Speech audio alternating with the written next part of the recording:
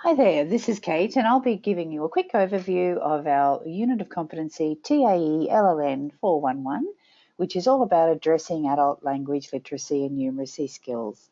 This unit is now a core unit of the TAE 40116, so the description that I'll be going through will be in the context of an education environment so that those of you who are aspiring TAE 40116 holders, I'll try and pull in some examples and some context that may relate to an educational world such as the vet sector.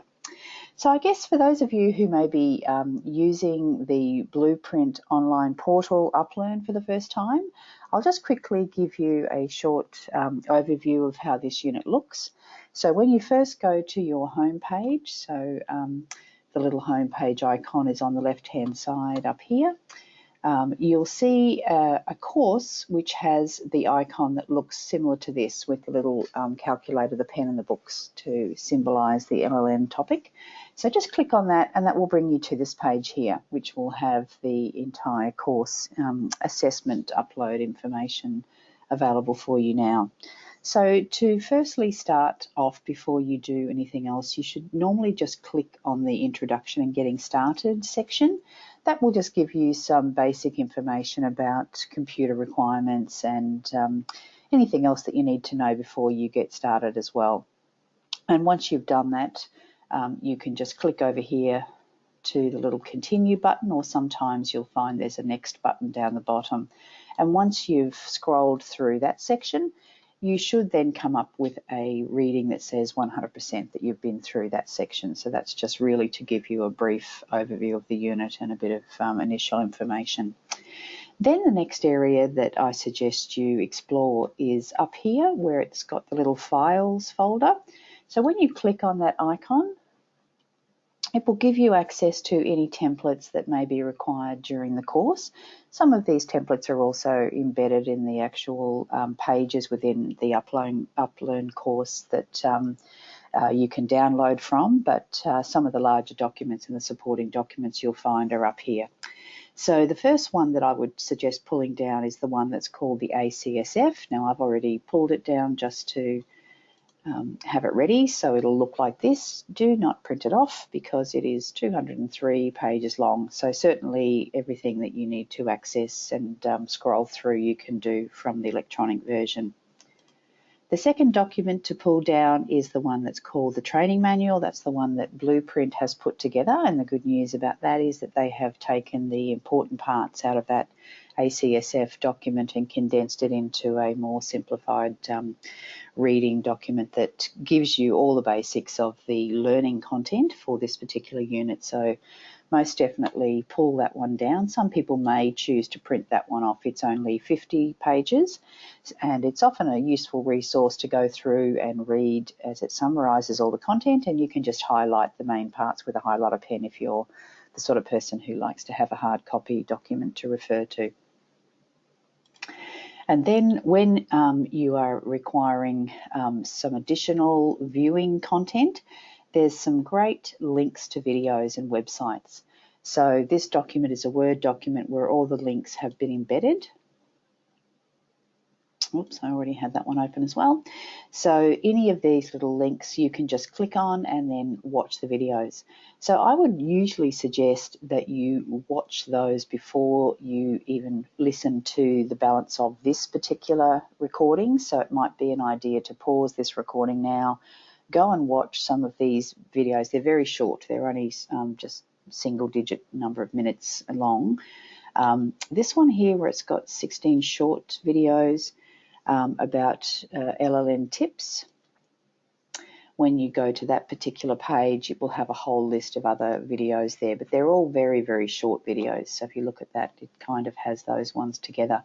So they cover different topics. So some of these ones you may not necessarily watch at the beginning, but they may be more useful for you once you start to consider how this topic of LLN might be useful for you in the future, where you might be wanting to support learners around numeracy specifically, as an example on that. So certainly have a look at the different resources that are available for you in support of this particular unit itself. Okay. So then if we go back to our Uplearn page to go back to the home part of this course, you can just click back on your introduction and getting started, which will bring you back to where we were at the beginning on that.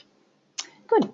All right, so I think what I would suggest for this little introduction session is really that we just work through the training manual together, and I will certainly work on explaining some of the key concepts, and then we're going to have separate videos that will support the content around completing some of the assessment tasks that you'll find within the Uplearn system. So all the assessment tasks can be found down this left-hand side navigation panel. So we've been looking at the introduction and getting started section. Then to navigate your way through the assessment and to have an easy guide to see what your progress is looking like, I would just suggest you click on each of those individual assessments, and then it will give you the instructions, and you start the unit here to start working through your assessment activities after you've covered off on the learning content. So there are 4 different assessment pieces, and there will be 4 separate videos that will support each of the requirements and further explanation around each of those assessment items. But to return to our content, our learning content, I'll get you to either open up on your own screen, perhaps if you've got a separate screen that you can have open at the time, or your hard copy of this blueprint training manual, and we'll just go through the content here. So there's a table of contents where you can find easy reference to different concepts. So there's quite a few theoretical concepts that sit behind the LLN topic. So certainly if you need to refresh yourself, just go back to the index and you can find what page it will be on. So our introduction is really just highlighting why it's so important that this LLN topic is now a core unit of the TAE qualification.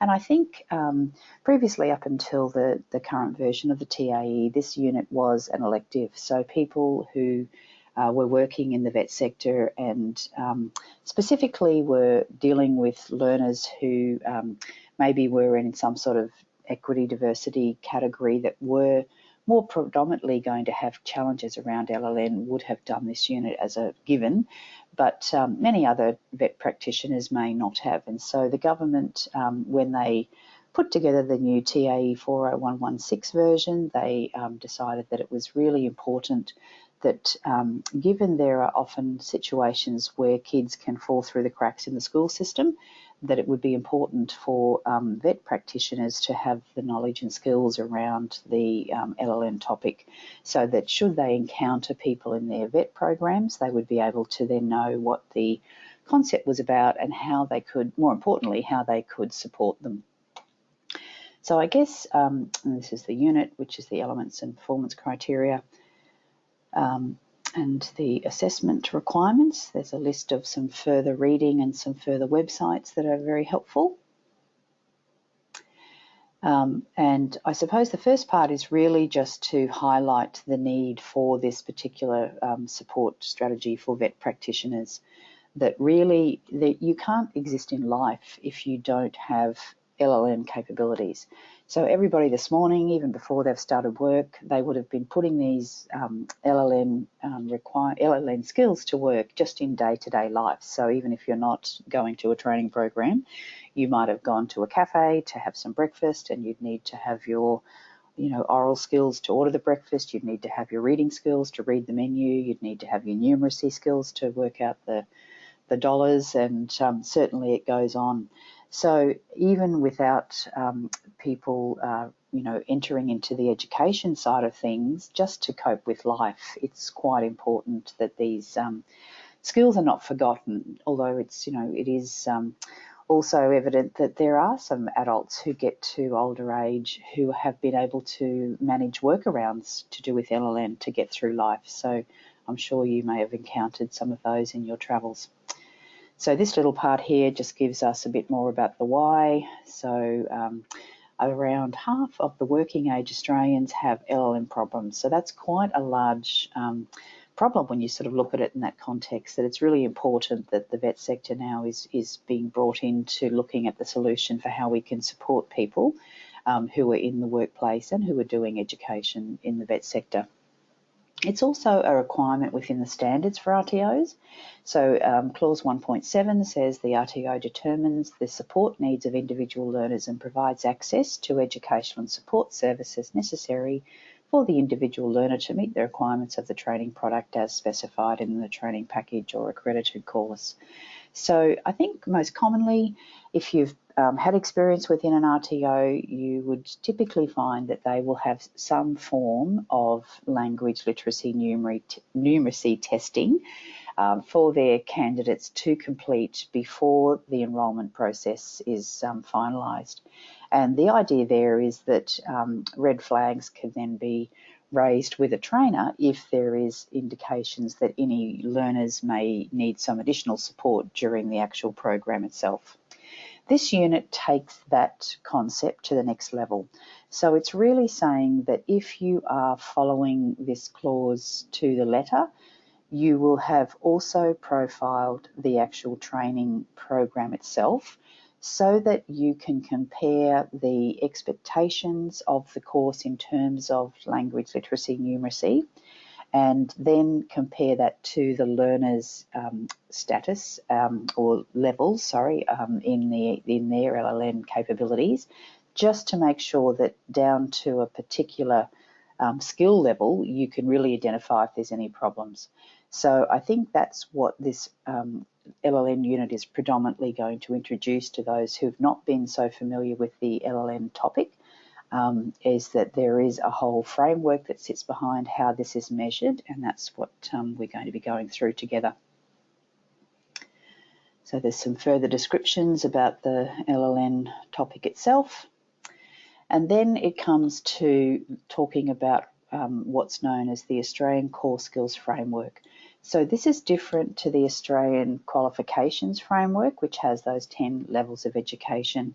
This is a different framework again, and it's purely to do with making sure there is a way of identifying what people's levels are around LLN, and then addressing it, I guess, in terms of how it can be varied. It's quite subjective, I've found, when you're analysing this, that the training program, even though 5 different RTOs might all be delivering the same program, they could be delivering it in different ways that might mean you've got higher or lower requirements around this LLM topic for people to be able to cope with the course on that. So it's really putting together a framework that will allow us to benchmark an individual's core skills performance, and then we can map those core skills to what the programs are that we're going to be running within the vet sector itself. That will then allow us to tailor the approaches to teaching and learning. So if you have a really good understanding of the capabilities of your individual learners, then you can maybe change some of the strategies that you might be using around the teaching and learning. It also gives us the ability to compare these core skills to different workplaces. So as I said, the context of tasks that you might be giving a learner. So if you're teaching communication or first aid or whatever your topic is that you're training in, if you're teaching it for a different industry environment, the core skill requirements may be higher or lower on that one. And it then is also important to understand that there's a whole world of support out there where if you do have learners that present within your educational environment that need additional specialist support, there's a whole lot of resources available out there. So let's have a quick look at this Australian Core Skills Framework. So it's commonly known as the ACSF, and you'll see that acronym referred to quite commonly. So the document that gives us this framework is this one here, which is downloaded, as I said, from the resources section in the UpLearn system, or you can just Google it and pull it down. It's just a document produced by the government, which is freely available to anybody. So it covers a whole lot of information, and it's predominantly a framework that is identifying these 5 core skills and 5 levels of performance of those core skills. So essentially for each of the different core skills, and we'll go through those in a moment, there is 5 levels, 1 to 5, with 1 being the lowest and 5 being the highest. And then there are 3 domains of communication.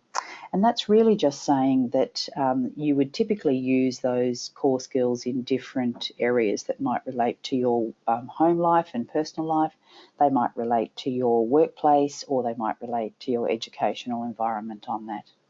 So as I mentioned, it's quite a lengthy document, so I'm just going to scroll down initially to page 17 because there's a little natty overview found there.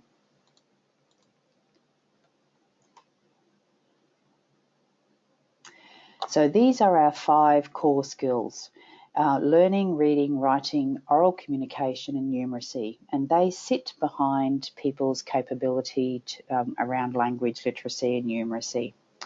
So with these core skills within this document, this framework, ACSF framework, you'll find that there are 5 sections. So this part we're in now is just the introduction section, but certainly once you scroll on through the document, you'll find there's 5 sections, one for each of these different core skills, and they are all color-coded.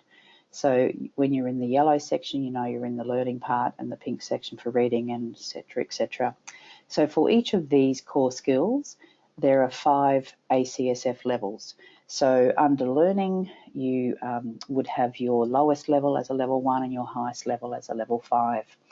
And for us to be able to understand what a level 3 looks like or a level 4 looks like, etc., they provide these performance descriptors. So they are like descriptions or indicators of what does a level 1 look like, what does a level 2 look like. So that is kind of similar to what you would have already experienced in the AQF framework, where it gives you a bit of a broad general statement that says, here's what the description is of these different levels. It also gives you different focus areas. So within oral communication, for example, there's 2 indicators. One is focused on verbal oral communication, and one is focused on listening. So it breaks it down within these different 5 core skills to have different focus areas, and then it will give you these performance features. So what does it look like at these different levels in terms of actual performance and doing things? So as part of that, they give you some sample activities. And those sample activities are broken down into those 3 domains of communication that we mentioned earlier. So one is personal and community. So what does a level 3 writing look like in your own personal world? So what would the sort of tasks be that you would be comfortable doing if you were achieving a level 3 in writing, for example? And then workplace and employment, same thing. What would a level 4 oral communication look like in workplace and employment? And then most importantly, in education and training, which is how we're going to be connecting with this topic. When we're putting programs together, every VET qualification or unit of competency will require people to complete tasks.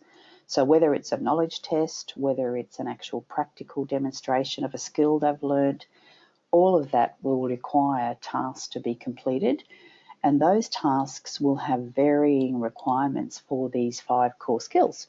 So some of them will be about problem solving, which might be related to learning. Some of them might be research projects where they will have to use reading. Some of them might require a document to be written or an essay to be done, so that will require writing. Some of them might have oral communication where they have to present a topic verbally. And then numeracy, some may require calculations to complete tasks that are very standard workplace tasks. So the domain of communication that we would be focusing on most is this education and training one. So that if you're putting a program together, a training program together, that does require your candidates and learners to be able to complete certain tasks, what you don't want to do is set them up to fail. So if you're setting a task that requires a certain level of reading, and an LLN test is done where it indicates that your learner is not going to be at the level that would cope with that level of reading, then you may have to have additional strategies put in place to support that learner. So instead of having a lengthy text, you might have a more simplified text that uses more images and simpler language. So it's that sort of concept that we're talking about with this particular unit, is really making sure that you don't just have a cookie cutter approach to how you put your training together on the assumption that all learners are going to be the same when it comes to their capabilities around these 5 core skills on that. So if we just refresh on those initial key features. So essentially we're talking about 5 levels of performance. So you've seen the 5 core skills, and each of those will have a range of 1 being the lowest and 5 being the highest. The other part that I didn't mention on that prior screen, I might just go back to it actually. So essentially, as I mentioned earlier, it's a little bit subjective, some of the I guess, determination of people's levels and also of training program levels when it comes to assigning an ACSF level. So essentially, there are different variables that can affect what level you might be on. So if I take the TAE 40116 program, for example, if you're delivering that program in a classroom, you're offering the highest level of support to the learner. Versus if you are offering that program, same program, but if you're offering that program as a distance delivery, there will be less support and there will be more requirement for the learner to take on their own learning self-paced type activities. So if you were thinking about things like reading, as an example, you may have a lower level of core skill requirement when you're in the classroom because you don't necessarily get people to have to read the whole textbook themselves. You might be describing things on a whiteboard. You might be doing a workshop activity where we're doing group discussion. You might have all sorts of other teaching strategies that are going to provide extra support to the poor student who's at home on their own and has to read the content and work it out for themselves. So therefore, you might have a different level around the reading. So one might be lower expectation around what's needing to be read versus one that's doing it more on their own, and they may have to have a higher capability of reading. So that's really important if you are accepting distance students.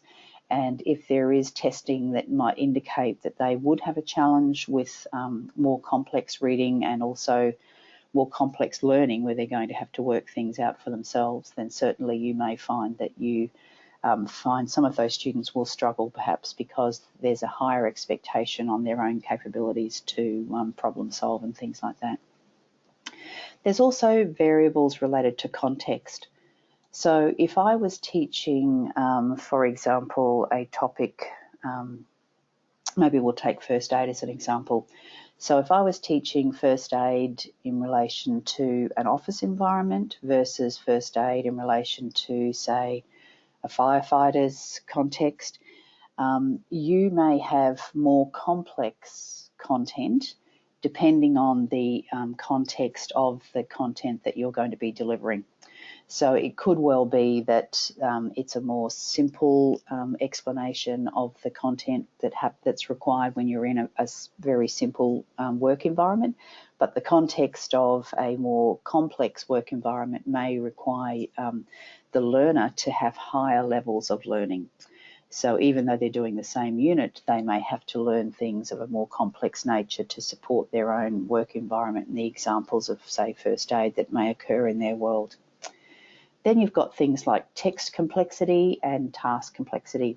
So text complexity could relate to, say, 2 different training organisations both teach the same topic, and one hands out a reading document that is, 100 pages of academic style writing versus one that hands out a simplified version of the content where there's images and colour and diagrams and all those sorts of things that can support more easier understanding of content.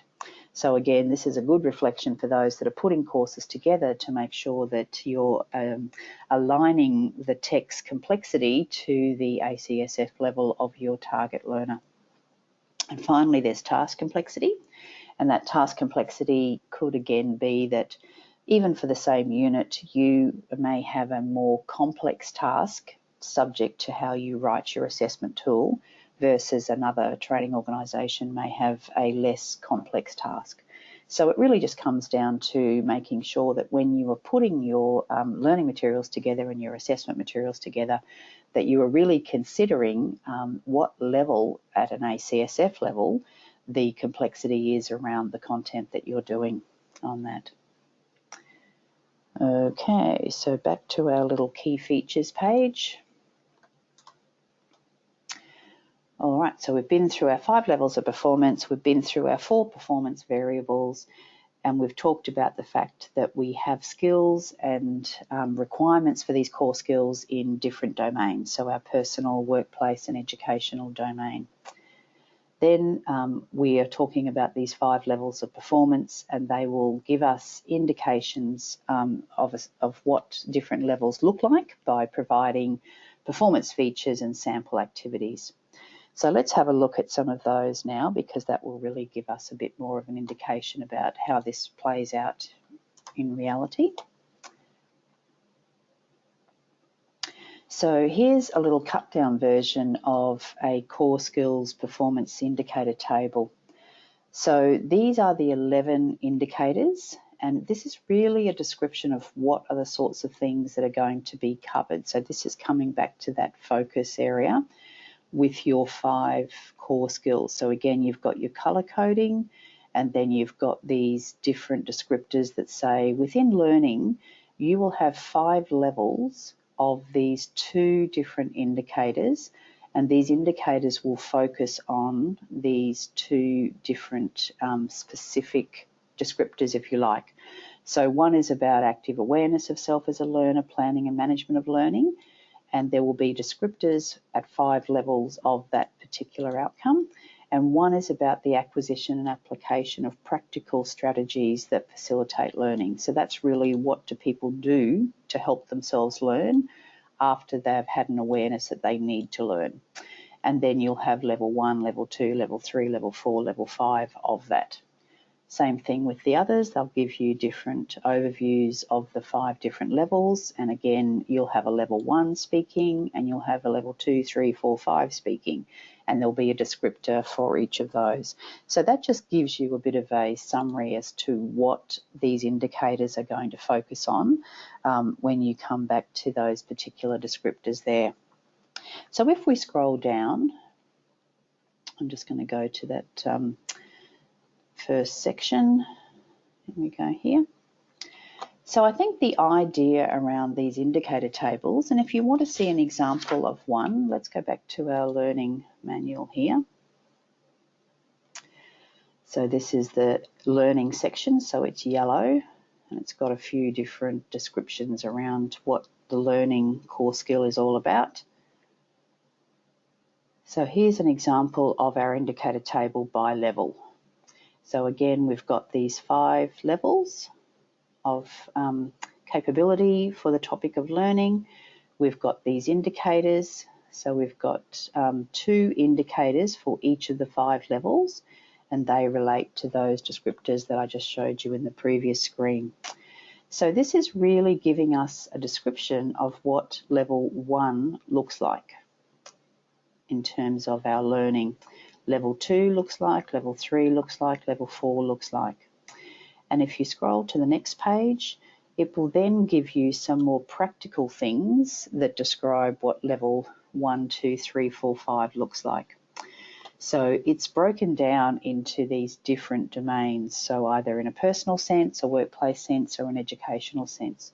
So if you're putting together a program, maybe it's a Certificate 3 program, there's no direct correlation that says that if you're putting together an AQF level 3 program, that the requirements of your learner will all just be a flat level 3 in terms of their core skills.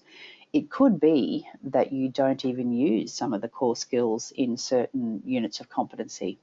So if you've got a unit of competency that doesn't require oral communication, you may not really have any level assigned to oral communication or numeracy or so on and so forth. But if you're putting together, say, a level 3 qualification, you would need to drill down into the actual tasks and reading and writing requirements that you're getting your learner to do to really determine what level your course is at, because then the next step is that you would then do your LLN tests on the candidates who are looking to enrol and then see how it compares.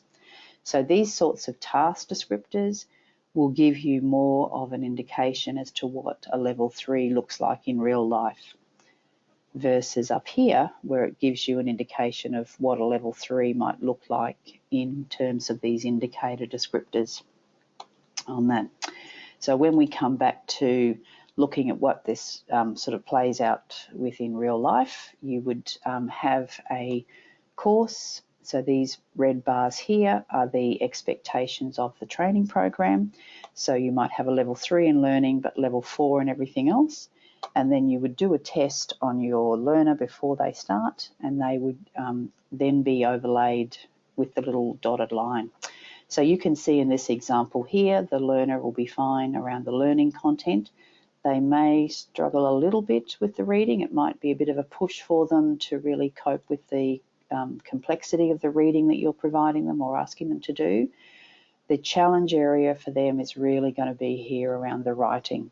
So it may well be that it's someone that doesn't do a lot of writing perhaps in their day-to-day activities now, either in the workplace or in normal life, and you may find that they would really have a challenge in putting their written activities together on that.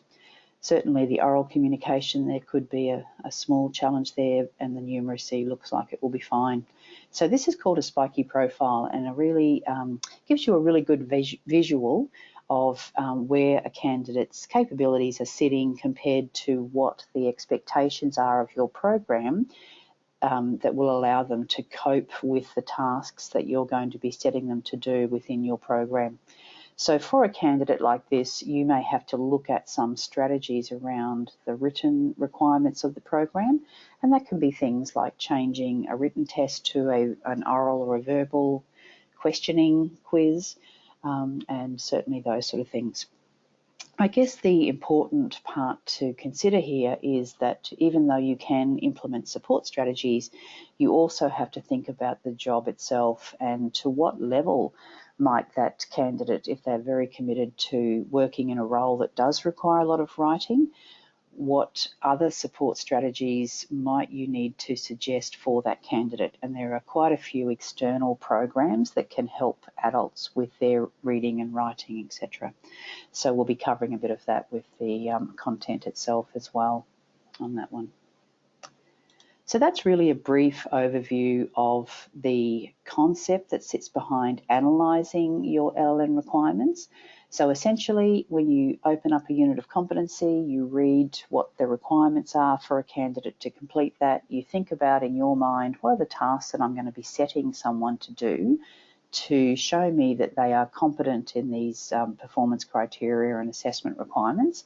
And then you have to think back to these indicator tables and say, okay, so if I'm thinking about reading, for example, let's scroll down to the reading section. So if I'm writing my program, am I writing it at a level, 1, 2, 3, 4, 5? So if the reading is requiring someone to interpret and critically analyse a complex text, then potentially you're looking for someone who has reading indicators at a level 4 to be able to cope with your training program, the reading requirements of your training program. Or you may have text that integrates information and ideas from a range of more familiar but some unfamiliar texts and text types. Then your reading might be more at a level 3 expectation. So then you can align that to the learners' levels once you've done the particular testing of those learners themselves. So the little blueprint learner manual will give you or the cut down version from that big ACSF document. So each of these sections are giving you the same thing. So they're giving you the indicator table related to each of the 5 core skills, as well as some example tasks found within these 3 domains of communication. That one.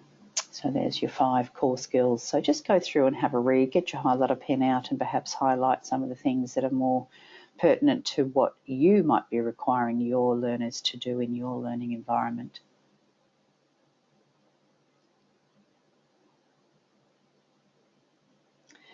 So in here, this is just giving you a summary. These summary tables are also found within the core skills, and it just describes further some of these performance variables around complexity.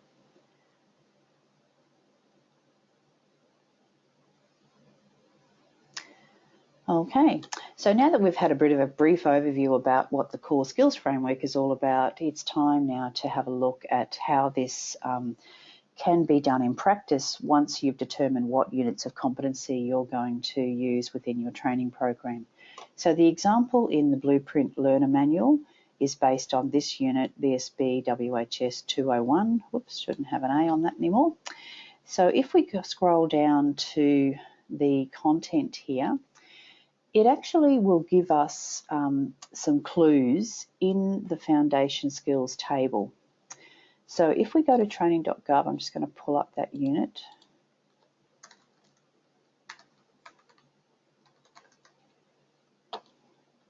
So just as a bit of a refresher, so when you've got your unit of competency and you go to training.gov.au to look it up, underneath the performance criteria, most training packages, and I'll say most because some of them don't do this particular level of support around helping practitioners understand what the core skill requirements are for the unit. So most of them will have a table that says foundation skills underneath the performance criteria, and it will break down the 5 core skills. It won't show you learning. It will only show you the other 4. So that'll be your reading, writing, oral communication, and numeracy. And the training package developer has very kindly mapped which particular core skills are required within each of the different performance criteria. So if we take the example on the screen, which is reading, it's talking about in this unit of competency, so the unit itself, we said was contribute to health and safety of others. So in our foundation skills table, it tells us that in performance criteria 1.1, your candidate is likely to need reading skills. And it's all about identifying and interpreting the information related to WHS and emergency incidents, which is the topic of the unit. So if we go back up to 1.1 and we look at what the requirement is there, it says follow provided safety procedures and instructions when working. So the reason it has reading is that if you can't read the safety procedures and instructions when working, you will be challenged to follow them. So it's basically giving us this clue that within all of these particular performance criteria, to be able to do it in the workforce will require a core skill of reading.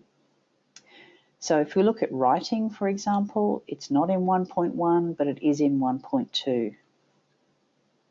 Sorry, so this one here says carry out pre-start systems and equipment checks according to workplace procedures. So typically, a pre-start system and equipment check will involve a checklist. So you would have to write to fill that out. So you can see how you need to really drill down into these performance criteria to think what is actually happening in the workplace by way of tasks and what core skills are being utilised within these particular performance criteria. And then you would translate that into your training program requirements. So what am I going to teach people? So I have to teach them how to provide safety procedures and instructions when working. So you would have some scenarios perhaps or some real world examples that you would get them to follow a safety procedure and a specific instruction. So again, it comes back to those variables that we talked about earlier. So a safety procedure for an office environment may be a lower level safety procedure than for a firefighter, for example. So that's where, subject to what the instructions look like, you may have higher or lower levels of reading requirements subject to the context and the text complexity of these procedures and instructions. So the good news is that these particular core skills at the top here can be easily identified because of this mapping table. You'll notice that down here there are some other foundation skills. These are known as the core skills for work. So they are different soft skills that you really need to be able to cope in the workplace, but they are not the Australian Core Skills Framework core skills. So when you are doing your assessment activity, you do not need to put these ones in, just the core skills. So as I mentioned, learning doesn't appear in these foundation skills table. It's assumed that if you're doing a learning program with this unit of competency that it all contains learning because you're teaching all the way through. And the other one that's missing from this one is numeracy. So it's the 5th core skill and it doesn't appear in this particular unit because when the training package developer put it together, they read through all these performance criteria and didn't really see that there was a requirement to conduct anything of a numerical nature task in the actual requirements there. Now that's not to say that when you put the context around this unit of competency that there isn't a requirement for numeracy. So if you set a task for a learner and just say, for example, this one here, follow workplace procedures for responding to emergency incidents. So if the workplace procedures have a, for example, time-specific instruction related to emergency incidents, so we want everybody out of the building within a certain amount of time, then when you put together your task that you're training someone for that particular workplace context and it does involve numeracy, then you may need to confirm that your candidate or learner has a numeracy level that will allow them to calculate time. So just because the mapping table down here only has these 3 core skills doesn't mean that you're not, when you're writing the tasks associated with how you're training someone, doesn't mean that you're not necessarily going to involve other core skills as well. But you certainly don't need to include these other core skills for work skills down here. So essentially in our little column over here, we just put in, once we've read through our unit of competency, what are the core skills based on the task that we're doing. So these are the ones that are in that foundation skills table. And it quickly shows us that in the overall view of the unit, that it does require a combination of the reading, writing and oral communication. So when we're actually putting together our unpacking for our training activity, we would do a little table like this, and this is really what we're going to be doing for assessment 1. So we're reading what our performance criteria is talking about, and then we're basically going through and saying, so what requirements are there that would need certain core skills to be achieved for us to be able to have our learners learn this topic really well in the context of the workplace that the actual learner is going to be applying those skills in.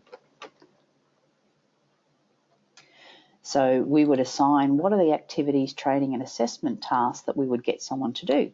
So if you were teaching someone how to follow provided safety procedures and instructions when working, you would be teaching them about safety signs, notices, emails, posters, whatever your workplace requires them to follow.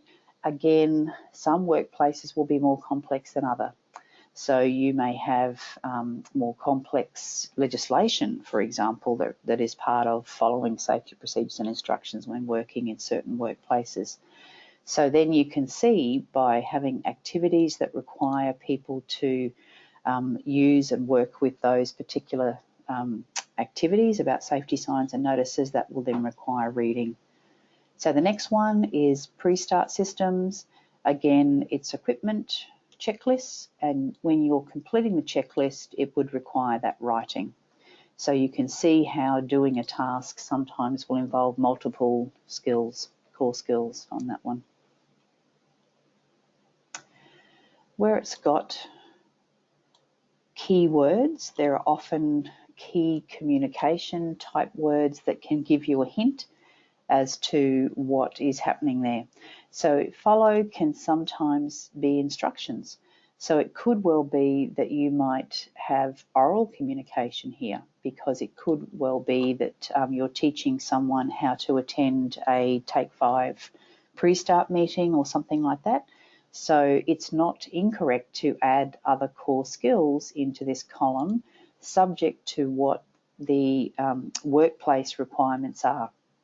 So simply looking at what your activities are and how they relate to that workplace will dictate whether you need to add any additional ones, because this list here is not the be-all end-all.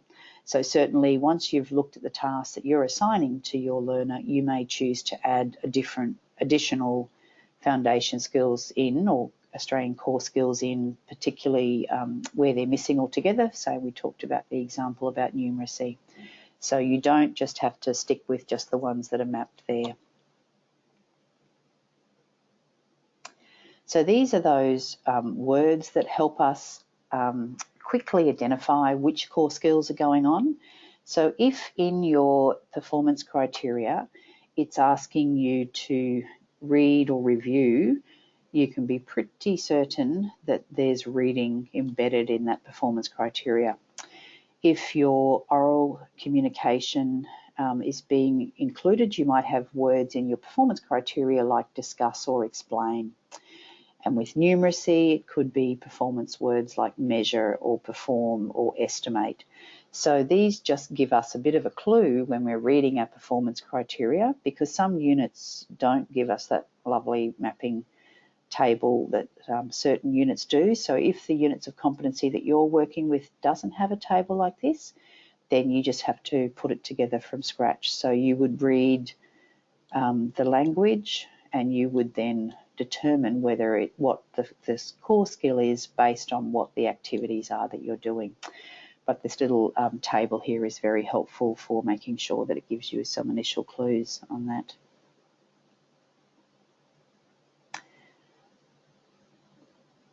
So a quick review of analysing the performance level with each of these 5 core skills. Again, look at what support is being provided in the format of training that you're doing. Are you doing classroom? Are you doing distance? That can often have a different level of support. If you're talking about a workplace learner, you might need to analyse what sort of support they're going to get in the workplace as well. So if they're doing a traineeship and the trainer is only coming once a month to visit and provide information and work through the learning with them on a visit basis, then there may be a need to make sure that there is quality support there that would then help if there is any challenges around the LLN side of it. Is the content complex or simple? Is the text, the reading that they're required to do, complex or simple? And is the task complex or simple?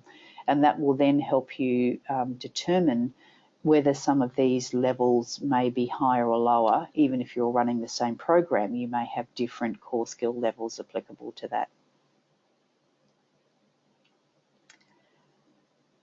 Okay, so this document, your learner guide, does give you a few examples around how that table, the variables table, can be determined.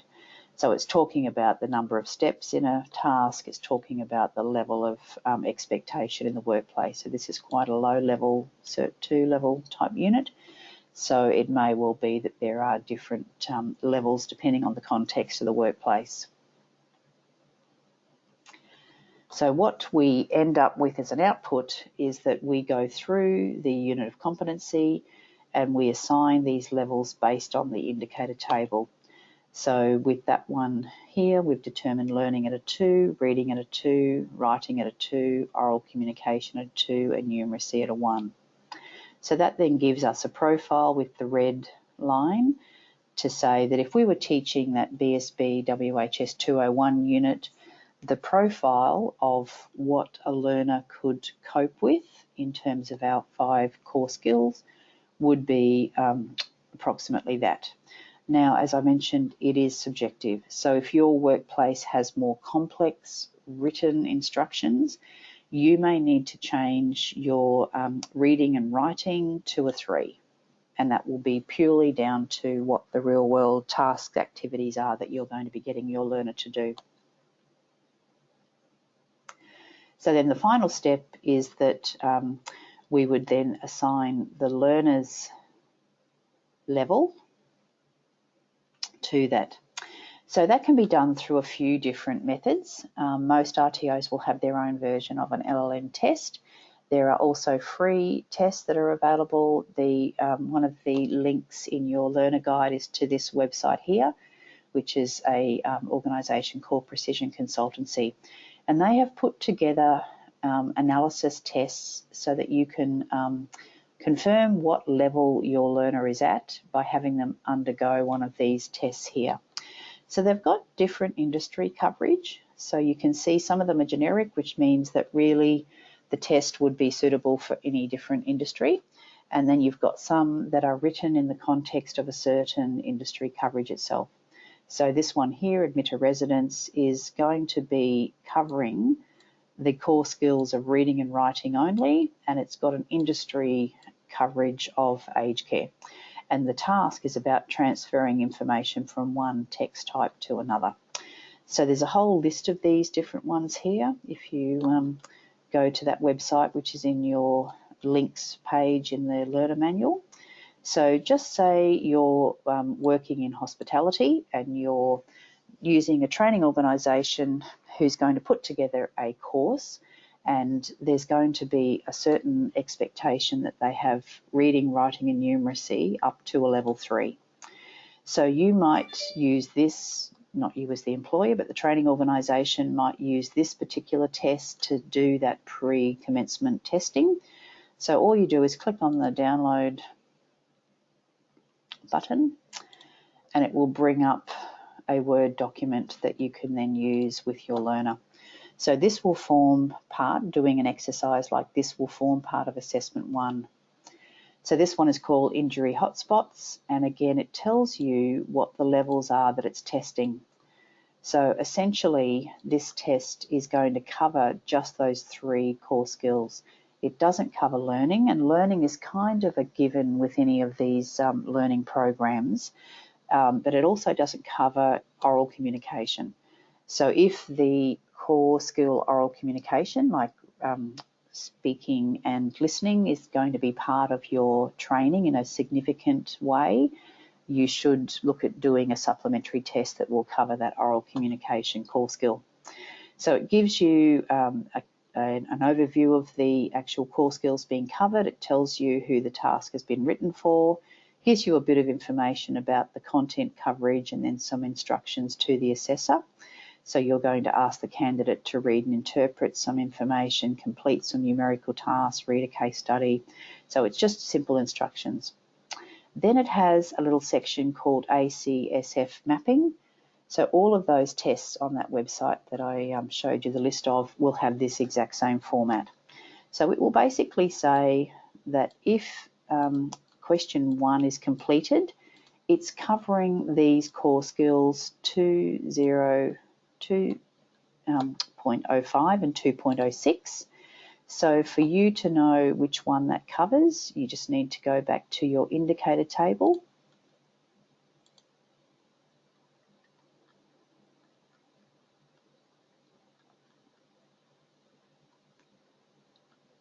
Back in your manual. So we know it's not numeracy, it's not oral communication. Here it is. So 2.05 and 2.06 is writing skills at level 2. So if your candidate completes this test and they get question 1 completely right, then you know they are at least at a level 2 of that reading one. So did you see within that, you'll have 2 different areas that are being covered, and if they get the question right, then they're definitely at writing level 2. And again, when you look at some of the more complex ones, this one here, for example, question 6 is writing level 3. So if they got question 1 correct, but question 6 incorrect, then you know they are not quite at a level 3. So the idea is that, and a suggestion I normally use in workshops is that before we start the test, I get people to go through and put the letter beside each of these indicators, just so that you're very familiar with which one they're covering until you get more familiar with the indicator codes. So you would put your R and your R against those ones, for example.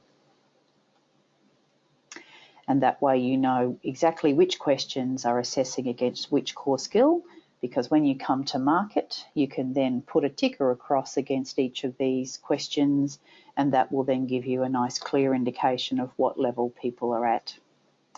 So the actual test itself gives you lots of little diagrams and questions to cover. So you administer the test, you asked your candidate to go ahead and do the test, and then you mark it. And then once you mark it, anything that was correct or incorrect, you just go back to that little mapping table on the front page, and you would just put ticks and crosses beside each of the different questions. Did they get it right? Did they not get it right? And then you would be able to determine what level they're at. Again, it's only going to cover to the levels shown here. So you can't mark someone as a 4 or 5 for reading and writing. They may well be a 4 or 5, but based on the methodology here, you can only mark them as high as the levels that the questions have written. And this is really just to align with your tasks in your training program, because you're only expecting that they would need to have levels 2 and 3 with the actual learning itself. Otherwise, you would go back to your website and you'd pick a more difficult course, a more difficult test for them to do on that. So you've got all these different levels. So that's really the crux of these analysis tools that can be used, and this is what we'll be using for our first assessment. So I'll just move back down to that. I'm scrolling back and forth.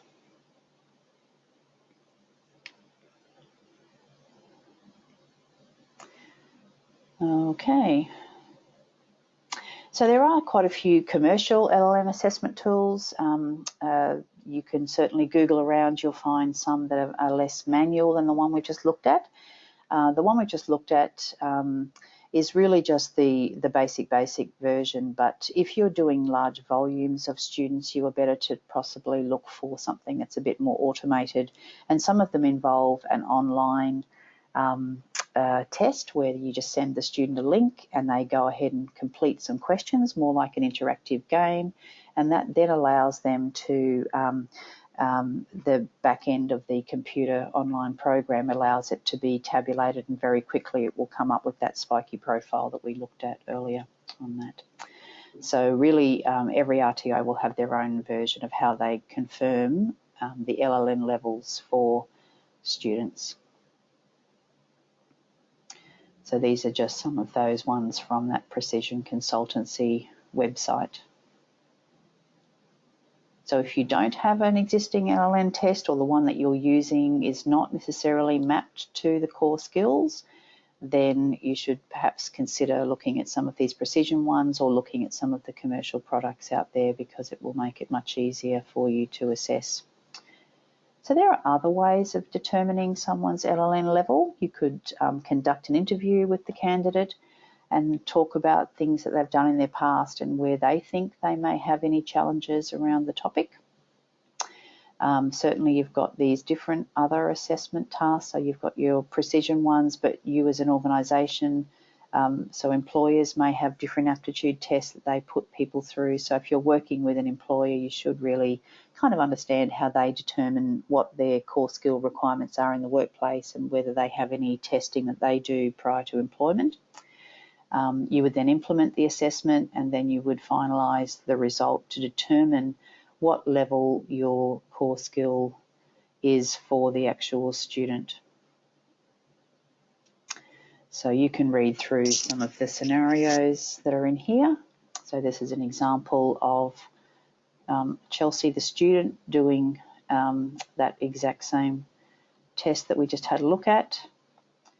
And this is an example of what the output looks like when you've completed the analysis. So you've circled any of the test questions that Chelsea did not get correct, and that has led you to determine what her levels are.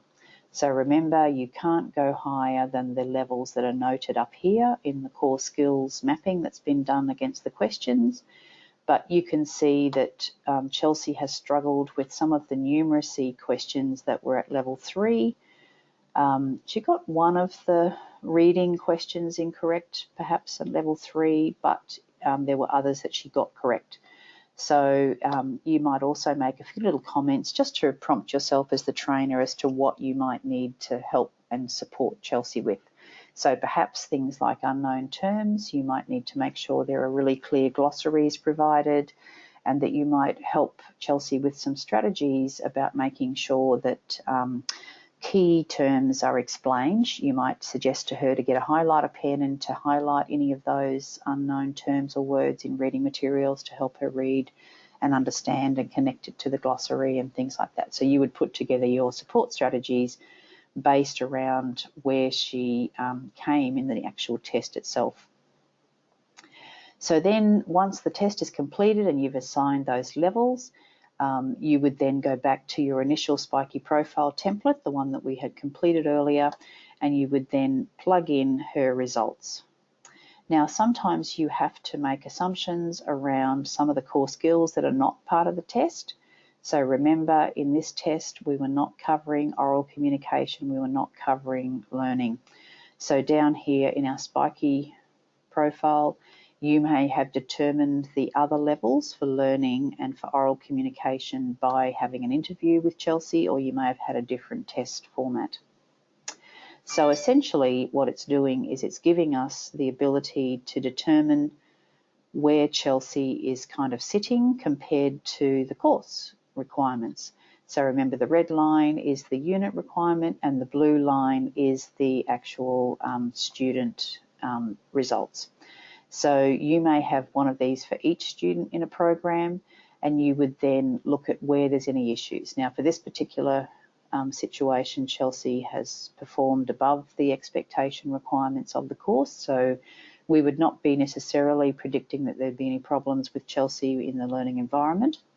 However, in your spiky profile template, you would already have predetermined any particular support that you would use for learners that may have challenges on any of these core skills for training and also for assessment. So certainly it will give you just some suggested items that you can use, and there are lots of these support strategies found a bit further on in the learning manual. So this is the list of the different support strategies. So again, I'd suggest going through these with a highlighter pen. You'll probably recognise some of these that you're already using yourself in the actual content when you're delivering training. So things like being able to make sure that you're using plain English appropriate for the learner. Don't bamboozle them with complex English or with lots of acronyms, and keep your message focused. So in this section, you'll find lots and lots of different support strategies, and some of them are common to each of the different core skills, and some of them are very specific to the core skills themselves. So have a read through all of those. And then make sure that where you're dealing with particular access and equity issues, so those who are more commonly going to have challenges around the LLN, you may need some particular consideration and customization to make sure that you are really catering for your group particularly. So in more mainstream training, you may only have, one person who has any challenges around LLN.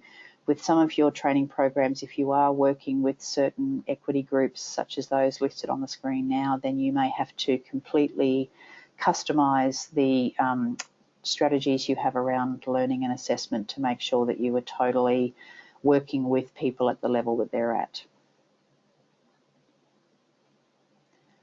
So you can incorporate different communication strategies. Maybe you need interpreters, maybe you need to have support people like teacher aides or carers involved. So there's lots of different websites and other external specialist support activities that can be useful for those ones as well. Additionally, if this is going to be your area of main focus, so if you are going to be working in an educational environment where you can experience more intensive requirements around LLN, then certainly there's lots and lots of different ways you can include professional development into your mainstream teaching strategies. So you might use guest speakers, you might have those that are sent to external courses to do more intensive training on the topic. You might have collaboration where you're working as a team with a teacher and a LLN specialist. So lots of different ideas there for how you can manage your own professional development around this topic. When it comes to resources, there is a heap of them available online. So part of Assessment 2 will require you going and actually doing some research, Googling around to find some LLN resources. As we mentioned earlier, there's a list of different websites in the Learner Manual that will give you a clue to some of these different resources. The one that I like the most is the Reading Writing Hotline. They have, it's like a portal really, where they have lots of different links through to other organisations that specialise in putting together different resources.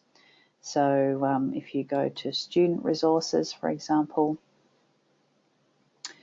you've got ones for reading and writing, you've got spelling, you've got maths. So there are lots of different resources that are available for vet practitioners. The Vet Knowledge Bank also has a resources tab. So this is the Vet Knowledge Bank, and they have a whole section on teaching, training and assessment resources. And they have a whole section on foundation skills. So in here, apart from having lots of research information, they've got free resources. So this is research resources, practice resources, and then they have ones that you can purchase as well.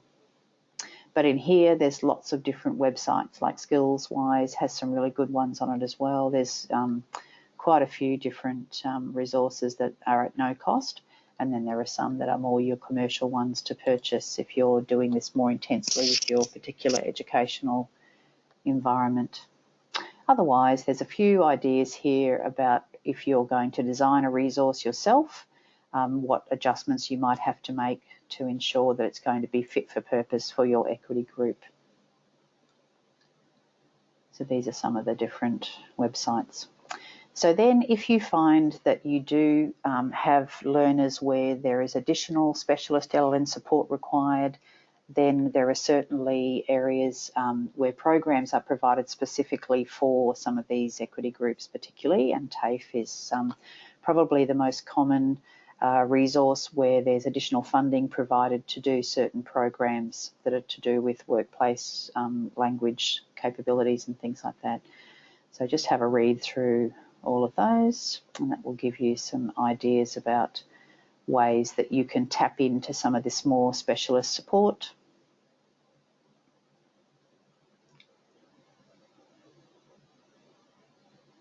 And who these different specialists might be. So there are different qualifications that can be done right up to graduate diploma level within the vet sector, and also obviously tertiary programs that specialise more in this type of issue.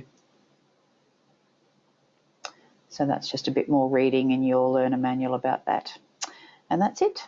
So there's really just a summary of how you would determine how effective things might be when you're implementing some of these strategies to support LLM. So certainly continuous improvement is just a given with anything to do with the vet sector. So if you are utilising adjusted resources to support LLM, you should also get feedback from your learner to make sure that they're being effective and that they are supporting them and helping them. And that way you can learn as well about things that are working and not working to make improvements. If you're working with employers, they can certainly provide feedback as well. So your trainer body will also be useful to give you additional feedback as to what how the resources worked and things like that. So there's a list of lots and lots of different ways for conducting this evaluation, and it should form part of your standard validation calendar of compliance activities around what's working and what's not working within your training environment. And that's really just some further reading. And that's it. So that concludes our learning content overview for this unit TAE LLN 411. Certainly you're welcome to re-listen to the content here at any time, and there are certainly support sessions provided by Blueprint if you need any additional requirements there. So I'll conclude the session for now, and thank you for listening.